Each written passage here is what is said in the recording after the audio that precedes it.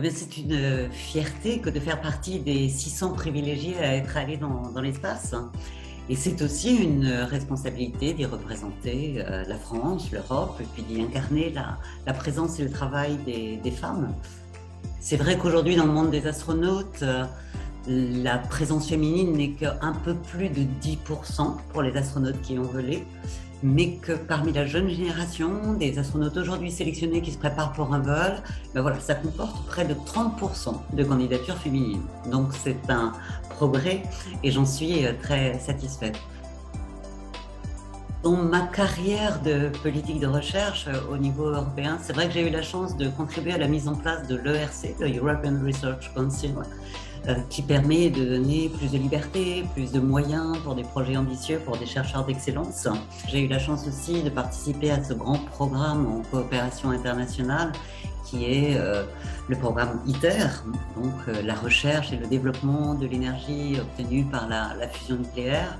Et c'est vrai que grâce aux compétences européennes, celles du JET près d'Oxford, aussi bien que celles des équipes françaises du CEA, eh bien, le programme ITER est installé au cœur de l'Europe, en France, à Cadarache, et c'est une fierté.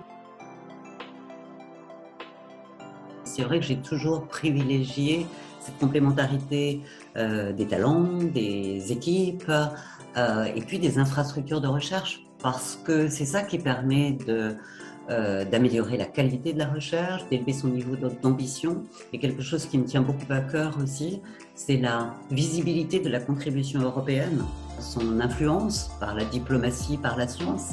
Et on sait à quel point aujourd'hui c'est quelque chose d'important dans un monde qui n'est pas toujours serein ou pas toujours équilibré.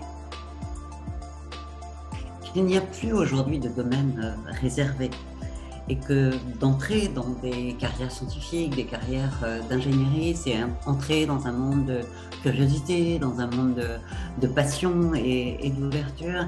C'est aussi entrer dans un monde qui vous donne la possibilité d'être un acteur responsable pour transformer le monde.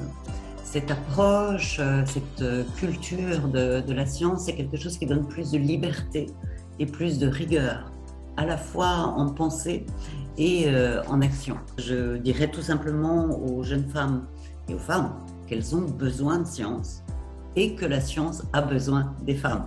Osez exprimer vos talents avec audace. Pour conclure, reprendre la phrase du Mahatma Gandhi, soyez le changement que vous voulez voir dans le monde.